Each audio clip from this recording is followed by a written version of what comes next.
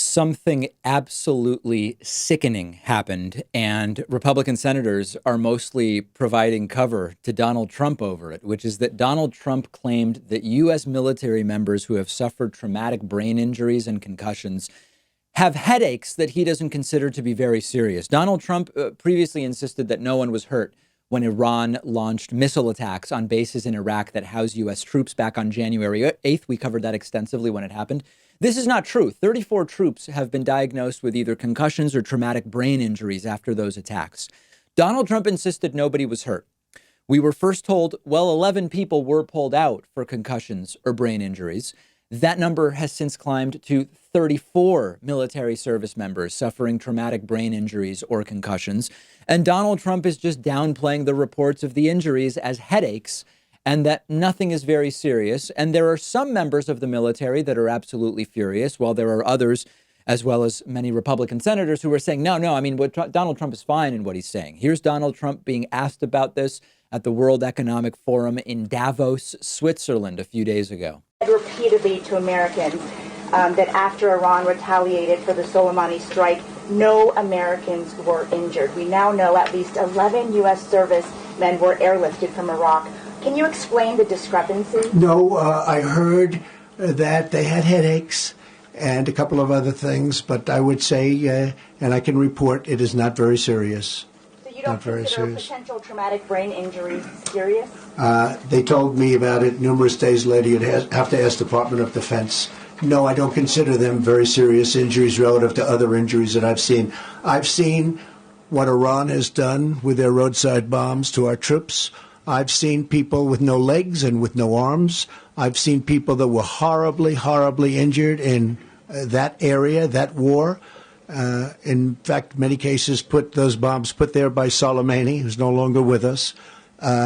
I consider them to be really bad injuries. No, I do not consider that to be bad injuries, no. Donald Bone Spurs Trump calls traumatic brain injuries headaches and just doesn't see them as a serious thing. Now, you know, the fallacy of you can always come up with something worse. Like, okay, you could have a traumatic brain injury and lose a leg. All right, well, yeah, that would be worse. We can imagine something worse. But the completely lackadaisical nature of Donald Trump brushing this off as not serious, as traumatic brain injuries can be completely debilitating. They can be completely disabling for someone. They can lead to suicide. Trump wouldn't know about it, of course, someone who figured out how to avoid military service in Vietnam. And by the way, I don't fault him for it. If I were at risk of being drafted to that insanely pointless and misguided war, I also would have tried to get out of serving in it. But I wouldn't be going around downplaying traumatic brain injuries as not very serious because somebody else had a more serious injury at some other time. Does anybody in my audience remember the George W. Bush days, where if you even suggested anything but endless unflinching support for not just the troops, but at the time it was, if you didn't support the mission in Iraq, you were called an anti-American traitor by these right-wingers. What happened to that? This guy does not care about the men and women who serve. The Soleimani assassination was politically convenient to Trump. He thinks. I mean, it may be, it may not be. He may be right. We don't know. The follow-up effects aren't a concern. The injuries caused aren't a concern, period. It's a world of Donald Trump. And in that world, traumatic brain injuries or headaches, soldiers who aren't captured and held as POWs, he doesn't prefer. Remember, he said about John McCain, he prefers war heroes who don't get captured. PTSD happens because some soldiers just aren't strong enough, as Donald Trump has previously said. But his bone spurs were serious and valid as a reason to skip the war altogether that many other people his age simply didn't have a choice about, weren't able to appeal to a wealthy doctor willing to write a note to get Donald Trump out of serving in Vietnam. Another aspect of this is that Donald Trump also, in addition to not caring about the troops, doesn't understand brain injuries. I mean, we could say even if he understood them, he still wouldn't care. But Donald Trump knows nothing about brain injuries and how they can manifest, causing depression, leading to suicide, making it so someone simply cannot work or live a normal life.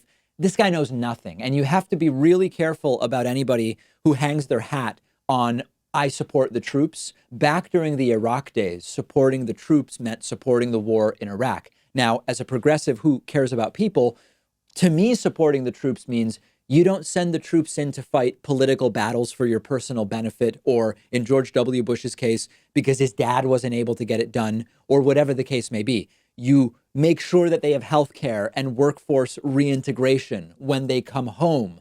Now support the troops under Trump. I don't even know what it means to support the troops under Trump. I think it means support whatever it is Donald Trump wants to do with the troops for his political gain. I don't even know if that phrase has meaning in 2020 under Donald Trump, but disgusting, and even more disgusting that there are Republicans who are defending what Donald Trump said. Do you feel like you just don't have enough time to become as intellectually well-rounded as you would like to be, that there are just not enough hours in your week for you to read all of the books that you want to read? One of our sponsors is called Blinkist, and it's an app that lets you consume an entire nonfiction book in 15 minutes. It's only about $8 a month, but you can try it for free for a week and get 25% off a subscription when you go to Blinkist.com/Pakman. What Blinkist does is take thousands of popular nonfiction books and condense them into either text or audio that you can read or listen to in just 15 minutes. And what you get is all of the most important ideas and information from the book.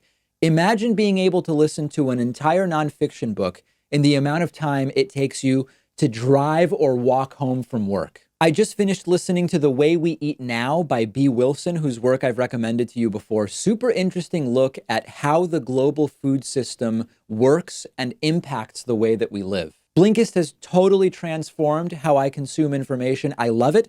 Of course, I read a book in its entirety when I can, but there are simply just so many books that I want to read and would not have the time for if it weren't for Blinkist. They have books on politics, economics, philosophy, science, you name it. You can try it out yourself, totally free for a week, and get 25% off if you decide to subscribe just by going to Blinkist.com/Pakman.